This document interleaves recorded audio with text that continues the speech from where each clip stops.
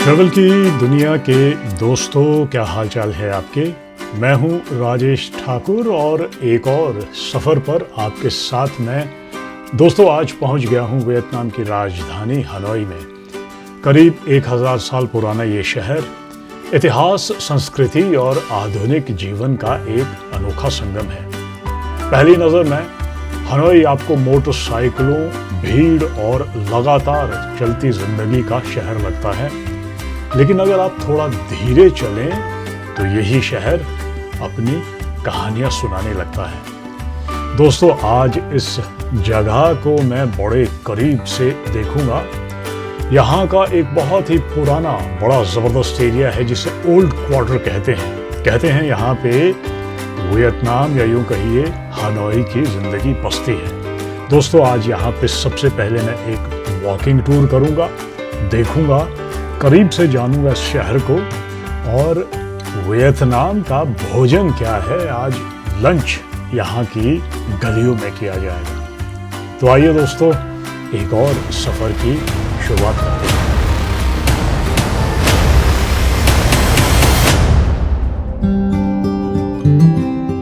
दोस्तों, हनोई की सुबह में आप सभी का बहुत बहुत स्वागत है।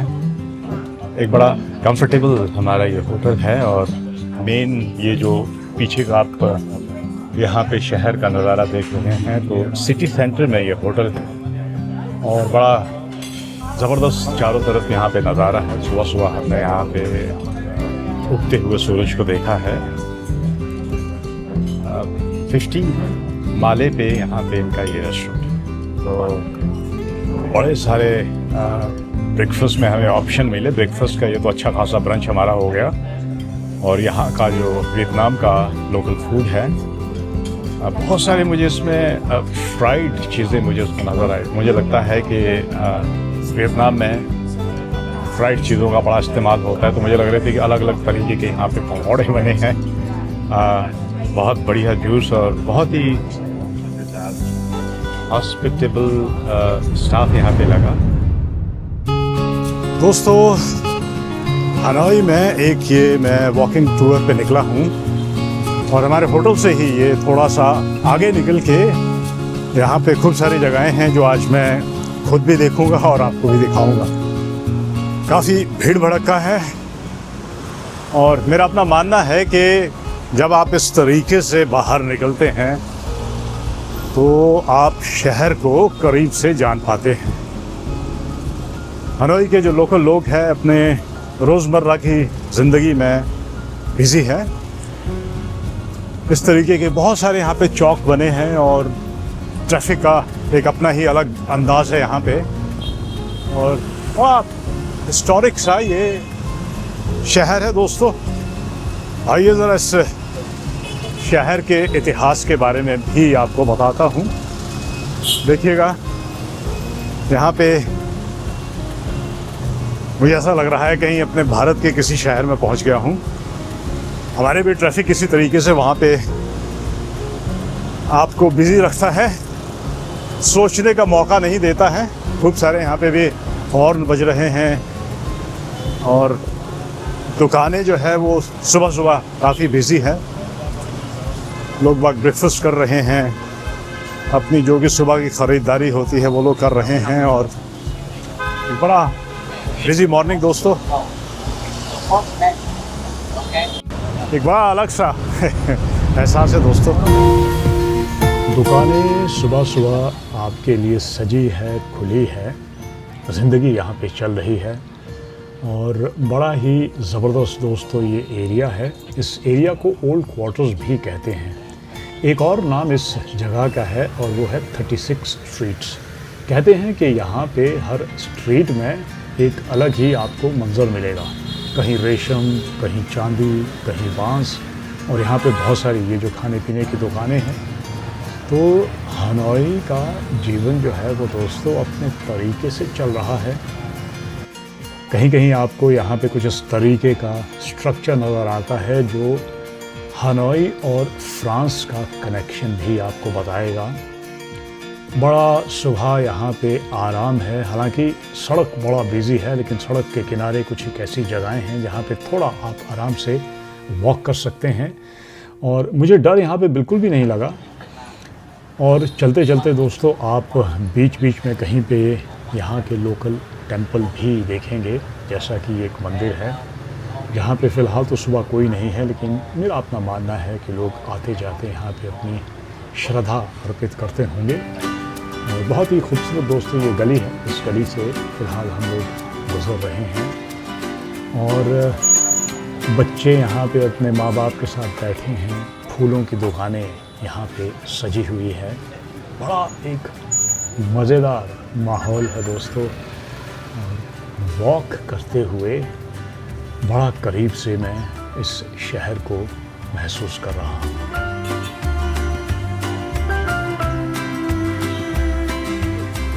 दोस्तों ओल्ड क्वार्टर सिर्फ इतिहास नहीं, एक अनुभव भी है।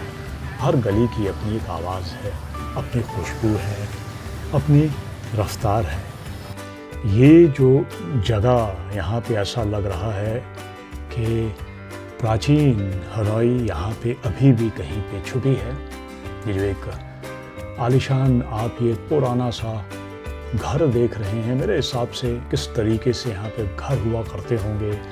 बड़ा सा ऊंचा सा पेड़ है, पेड़ के नीचे ये एक मंदिर बना है और चारों तरफ एक तरीके से वियतनाम के प्राचीन इतिहास में किस तरीके का जीवन रहा होगा, ये यहाँ पे दोस्तों मुझे महसूस हो रहा है। ये इलाका दोस्तों यहाँ का एक बड़ा ही मशहूर शॉपिंग एरिया है, इसे डोंग मार्केट भी कहते हैं। और सुबह सुबह फ़िलहाल तो खैर ये मार्केट अभी सज रही है, लेकिन हम लोग यहाँ पे थोड़ी देर बाद में आने वाले हैं और इस जगह को अच्छी तरीके से एक्सप्लोर भी करेंगे और फिर मैं आपको दिखाऊंगा भी। लेकिन फ़िलहाल देखिए दोस्तों किस तरीके से यहाँ पे अर्ली मॉर्निंग ये खाने पीने की चीज़ें हैं, तैयारियाँ हो रही है। सी फूड के बड़े ज़बरदस्त यहाँ पे ये स्टॉल लगे हैं।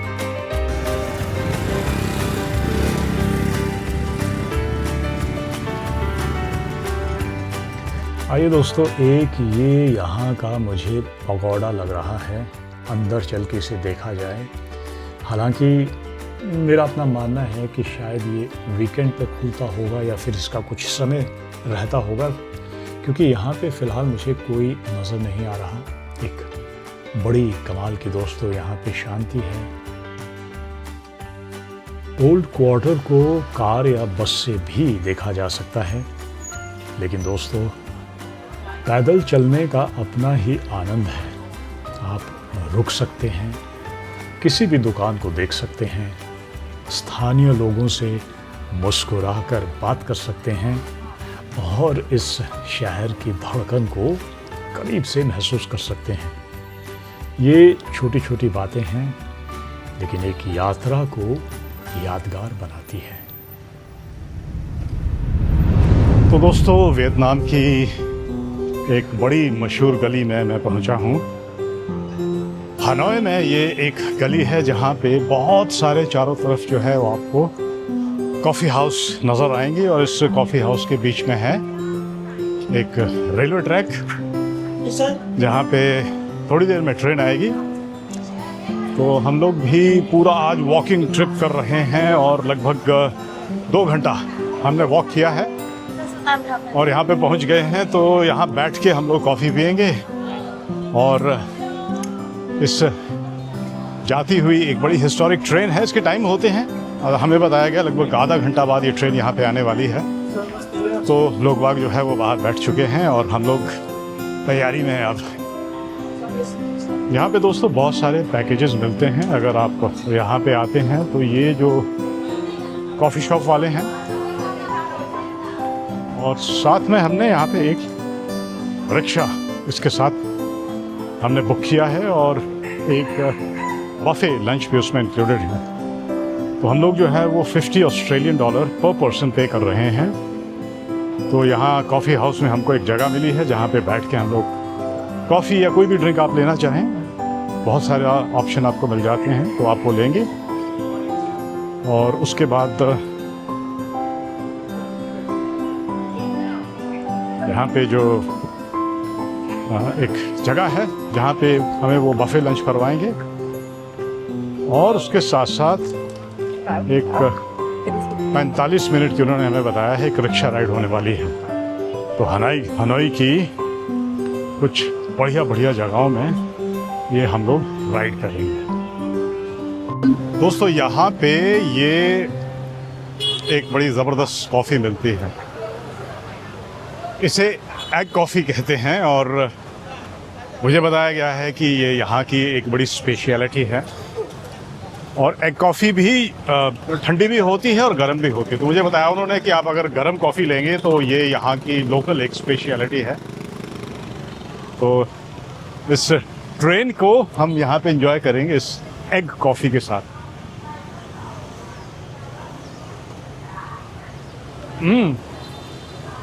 बड़ा स्वीट है काफ़ी मीठी और अलग दोस्तों ये कॉफ़ी है, हनोई की स्पेशलिटी। और देखिए सामने से ट्रेन आ रही है। वाह, दोनों तरफ ये जो कॉफ़ी हाउस है और हम लोग यहाँ पे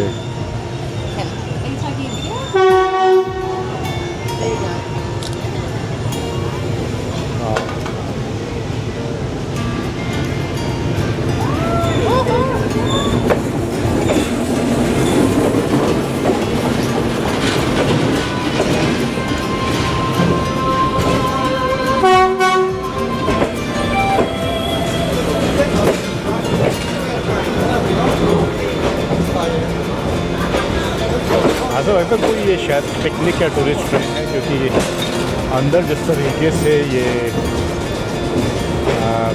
इसकी सीट्स बनी है स्ट्रीट के बाहर बैठ के हम लोग इस ट्रेन को देख रहे हैं। ट्रेन के जो अंदर लोग हैं वो स्ट्रीट पे बैठे हुए इन रेस्टोरेंट्स को देख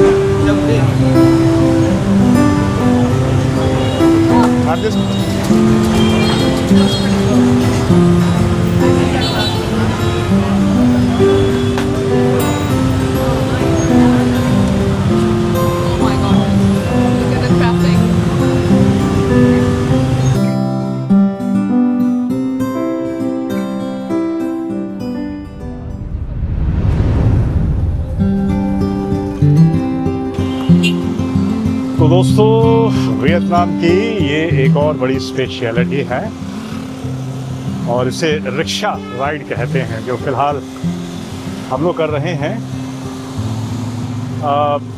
45 मिनट की इन्होंने बताया है ये रिक्शा राइड रहेगी, जहाँ पे यहाँ की जो सड़कें हैं इन सड़कों पर हम लोग ये राइड कर रहे हैं। आप मेरे ड्राइवर को देख रहे हैं जो पीछे साइकिल ये चला रहा है और इसमें आगे 2 लोगों के बैठने की जगह है। सो मेरे साथ अहिल्या है, लेकिन अहिल्या बोल रही है मुझे ट्रेन में नहीं आना है। सो बड़ा ज़बरदस्त दोस्तों आज यहाँ पे मौसम है। वियतनाम में ये गर्मियों का मौसम है और आजकल यहाँ पे मानसून होता है तो बड़ी ज़बरदस्त बरसात होती है, रिमझिम बरसात हो रही है। लकीली आज यहाँ के जो लोकल लोग हैं उनके हिसाब से बड़ा अच्छा मौसम है।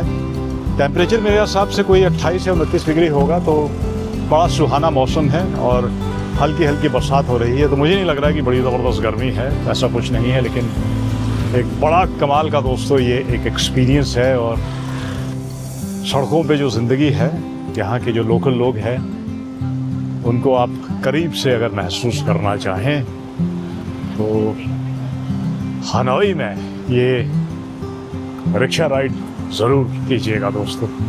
वाह, मज़ा आ रहा है। और जिस सड़क पे ये फ़िलहाल मुझे ले जा रहा है, लग रहा है कोई ये बड़ा पॉश सा एरिया है, बड़ी खुली सड़कें यहाँ पे हैं और मुझे बड़ा साफ़ सुथरा यहाँ पे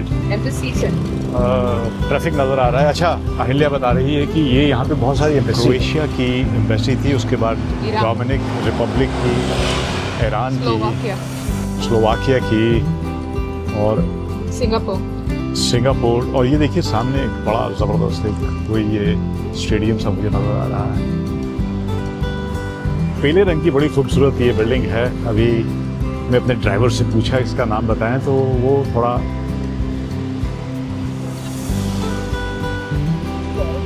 चुप हो गया।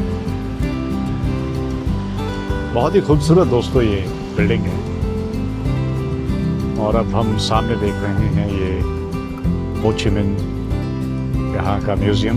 तो हमारे ड्राइवर ने हमें ट्रांसलेशन करके बताया कि वो यहाँ के वियतनाम की फॉरेन अफेयर मिनिस्ट्री का वो दफ्तर था। और ये देखिए सामने जो है ये यहाँ का हो ची मिन्ह म्यूजियम है।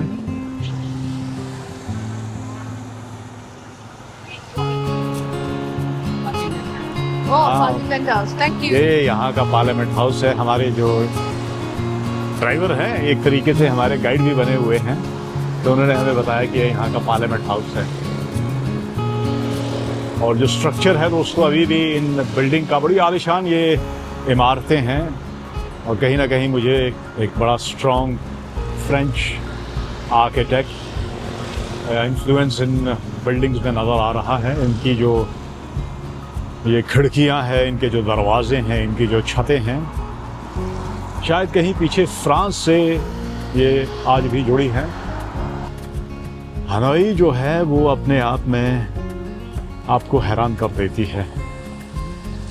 यहाँ पे बहुत प्राचीन मंदिर है, बहुत बिजी यहाँ के मार्केट्स हैं। Mix of tradition and ancient.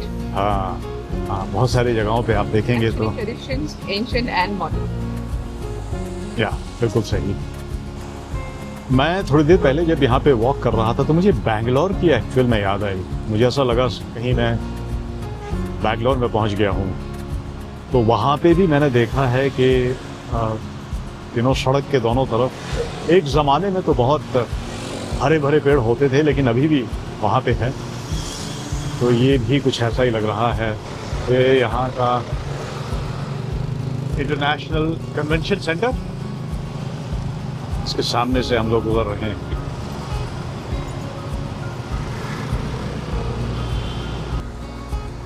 वाह, व्हाट अ ब्यूटीफुल ये स्ट्रक्चर।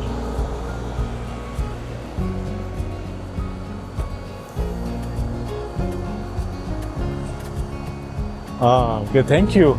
Thank you. ये एक तरीके से हमारे ड्राइवर ने हमें बताया है कि ये जो स्ट्रक्चर है ये डेडिकेटेड है वियतनाम की तरफ से। यहाँ पे जो लोग बाग आते हैं इस देश में, उनको वेलकम करने के लिए बना है। हालांकि मुझे ऐसा लगता है कि लगभग 200-300 साल पुराना ये कोई स्ट्रक्चर है, लेकिन बड़ी ही खूबसूरत ये बिल्डिंग है। बड़ा मज़ा आ रहा है दोस्तों इस शहर को देखते हुए। बड़ा कुछ देखा है दोस्तों इस शहर में, या यूं कहिए इस देश ने। एक बहुत बड़ा युद्ध यहाँ पे लड़ा गया। मेरा अपना मानना है कि 20वीं शताब्दी का मे बी सबसे लंबा वो युद्ध होगा। कई सालों तक इस धरती पे एक बहुत बड़ा युद्ध हुआ था। इस शहर ने बहुत संघर्ष देखा है, लेकिन उसके बावजूद दोस्तों यहाँ पे मैं देख रहा हूँ एक अलग ही एनर्जी है। मार्केट में जब मैं घूम रहा था तो लोग बाग वहाँ पे बड़े आराम से अपने जीवन का जो सफ़र है वो काट रहे हैं। ज़्यादातर दुकानों के सामने लोग बाग दुकान के बाहर बैठते हैं, मैंने देखा है। तो एक नया एक्सपीरियंस दोस्तों यहाँ पे देखने को मिला। चर्च, आइए दोस्तों यहाँ पे देखते हैं। ये यहाँ का चर्च, फ्रेंच इन्फ्लुएंस यहाँ पे तो जाना माना यहाँ का ये चर्च है दोस्तों, जो फ्रांसीसियों ने कभी यहाँ पे बनाया होगा।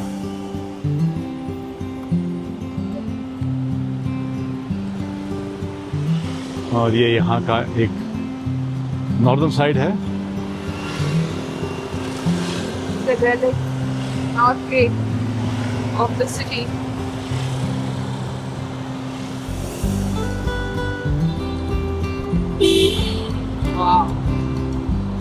देखिए दोस्तों,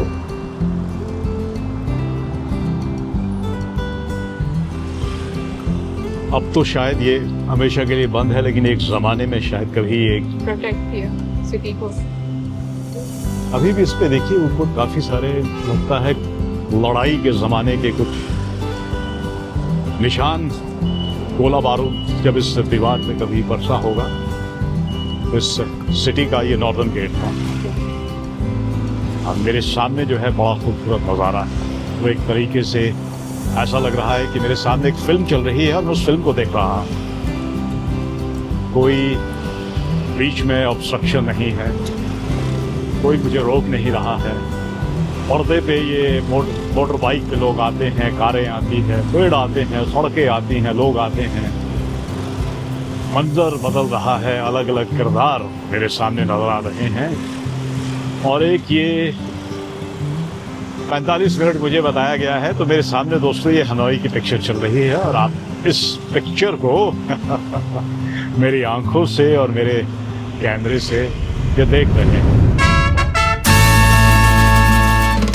आइए दोस्तों, अब समय हो रहा है वियतनाम की हॉस्पिटैलिटी और यहाँ के खाने को एंजॉय करने का। हम लोग पहुँच गए दोस्तों इस रेस्टोरेंट में, जो कि बड़ा करीब हमारे होटल के हैं और यहीं पे रिक्शा वाले ने हमको उतारा है। तो यहाँ पे बैठ के हम लोग खाना खाएंगे। एम्बियंस इसका बड़ा ज़बरदस्त लग रहा है।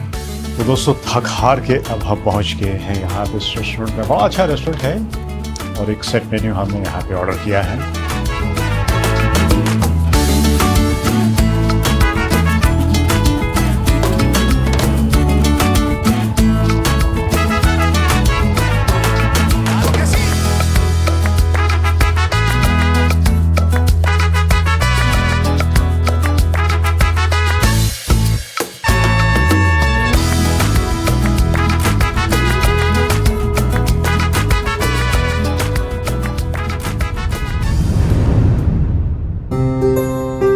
दोस्तों बड़ा मज़ा आ गया आज इस वियतनाम की हॉस्पिटैलिटी को हमने महसूस किया। और अब थोड़ा थक हार गए हैं दोस्तों, वापस पहुंच गए अपने होटल में। तो यहाँ पे थोड़ा हम लोग सुस्ताएंगे और उसके बाद दोस्तों आज शाम को यहाँ पे कहते हैं वियतनाम में एक बड़ा ज़बरदस्त नाइट मार्केट लगता है, तो हम लोग वहाँ पे जाने वाले हैं।